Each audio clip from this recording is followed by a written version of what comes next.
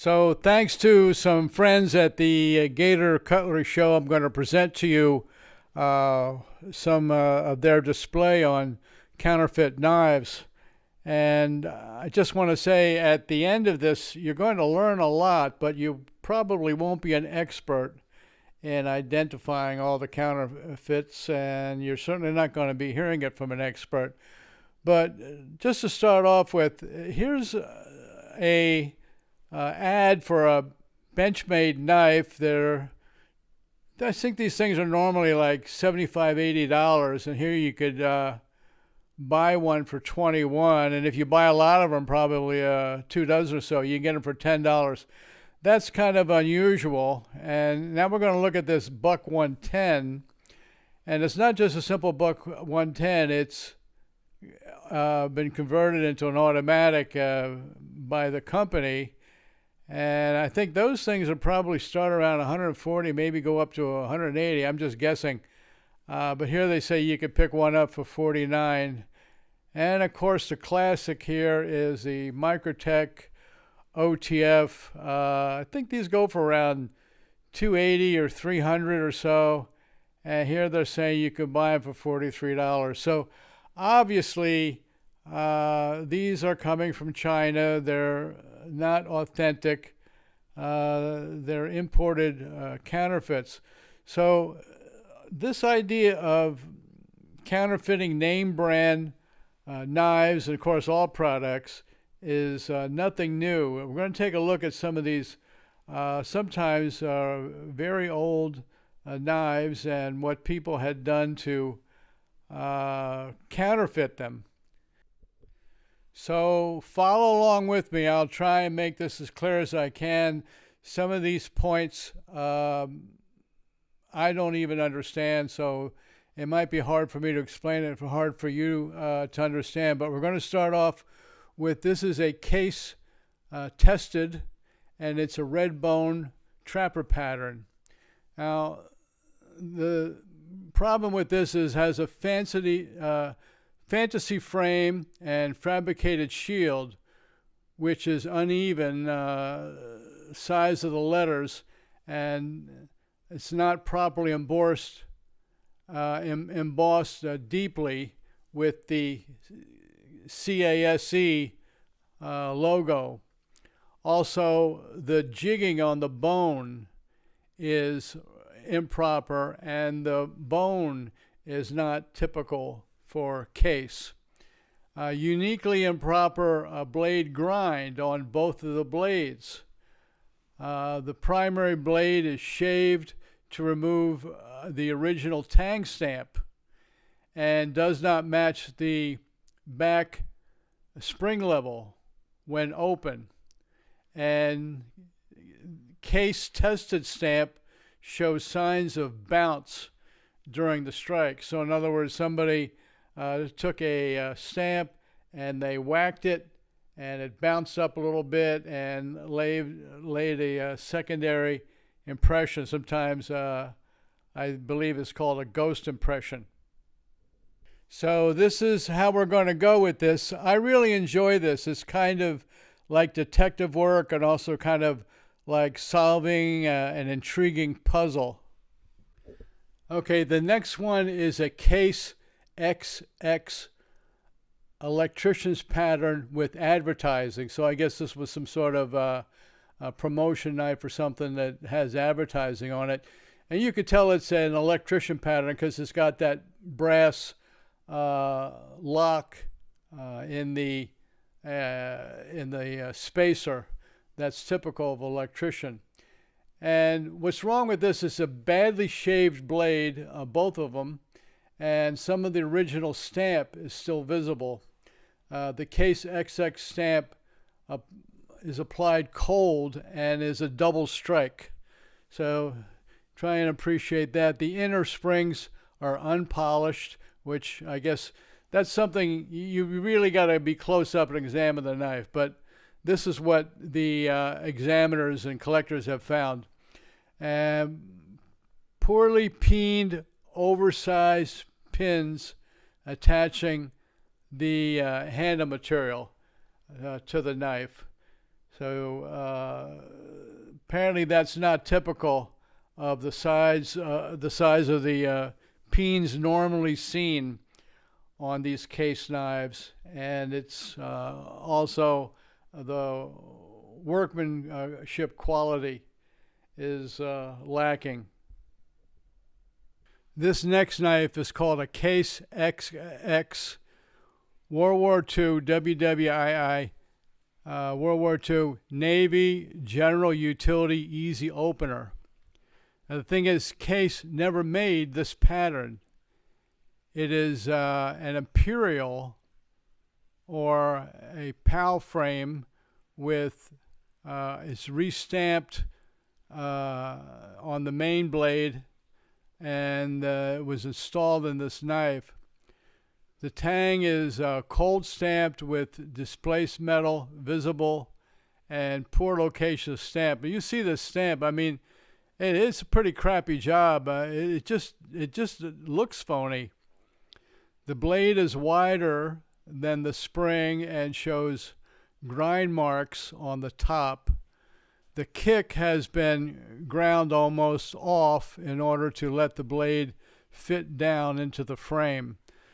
The spring for the main blade is sunken down when the blade is closed. The bone and the way this knife looks is rather attractive, but it's just not an authentic case. This next knife is a W.R. Case & Son Bradford PA. It also has tested XX on the reverse side of the blade. The tang markings are all machine engraved with rounded ends on the letters and are exactly the same, including a blemish over the letter E. The blade configuration and shape are incorrect for an early case product. The larger blade should be in front of the pen blade. The main blade is way too short for the frame, and it's a strange style. The main blade does not fit the spring when open, and the pen blade protrudes past its spring when it is open. The pin for the blades has obviously been tampered with. Like I said, some of these findings are a bit subtle, but to the trained eye of the collector, they know what they're looking at, and they know what the proper way these things should look. This next knife also has a black scale, a little bit different shield. It's called a Katagus Cutlery Company. It's a fantasy knife on a non-Katagus pattern. So we're moving away from the case right now. It's incorrectly ground and poorly marked clip blade. Improper single-digit pattern number on the reverse tang, and has poorly ground and polished pen blade, which fits badly when open. The bone is incorrect color, and the jigging as well, the scales being too thick. The center rivet is a different size on each side. Okay, now the next one is from Union Knife Works. Here both blades are marked with the same stamp, which is too large for the small blade. The main blade protrudes past the spring when open. The second blade is sheepfoot rather than the normal pen type, and it fits incorrectly when open. The celluloid scales have been hand jigged with a Dremel type tool.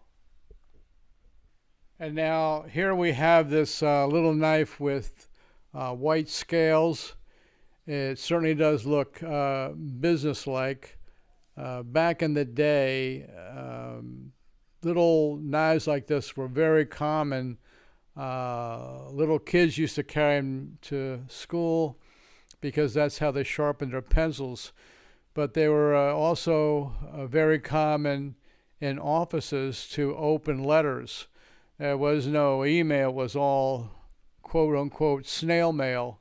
So there was a lot of uses for knives to open letters, cut strings, and stuff like that. This is from Union Knife Works. It's basically called the office knife.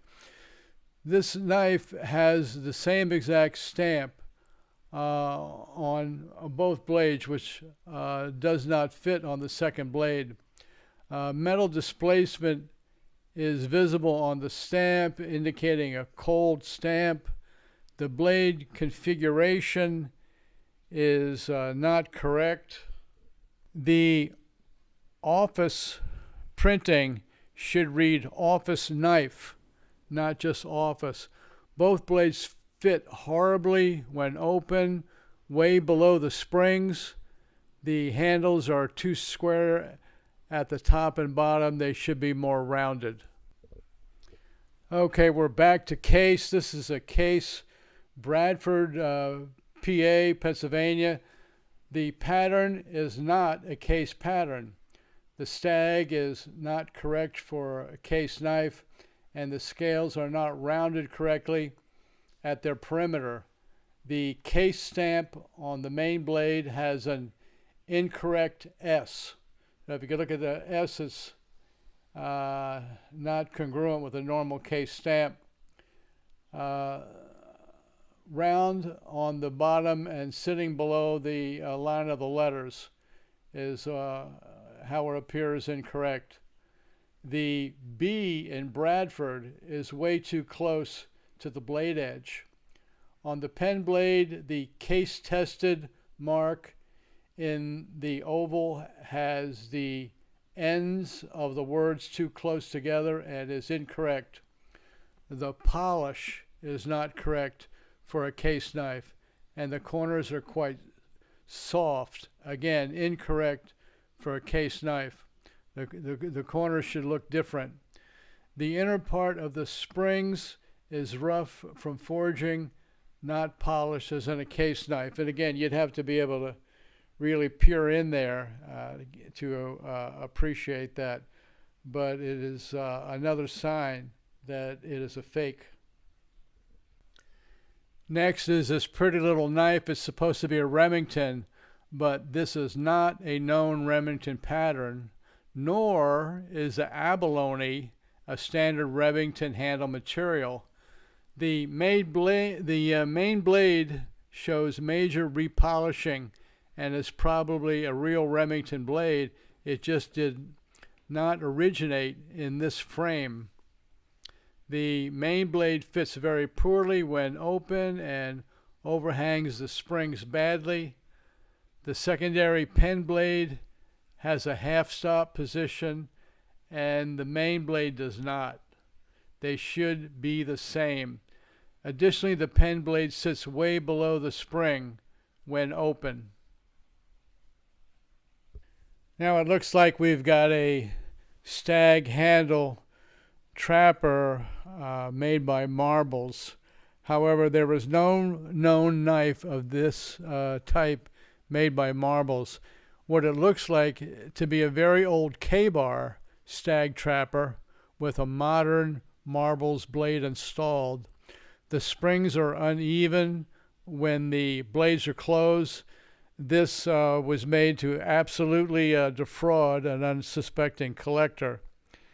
And finally, here's another Case counterfeit. The workmanship and the stamps are incorrect for a Case knife, period. I hope you guys enjoyed this. It's certainly an interesting look at some of the counterfeits in the past. We're knee-deep in counterfeits today of a modern sort of era knives, but the sort of the concept is kind of roughly the same. So if you're collecting modern knives, I think you need to be aware of the source, and perhaps if you get a good deal, perhaps look on the internet. There are some places where they will discuss some of the modern counterfeits. But as far as the older collectible knives, I'd be particularly concerned about the case. That's sort of my takeaway. How often these collectible case knives have been duplicated to fool the consumer. So go out and enjoy. Thanks.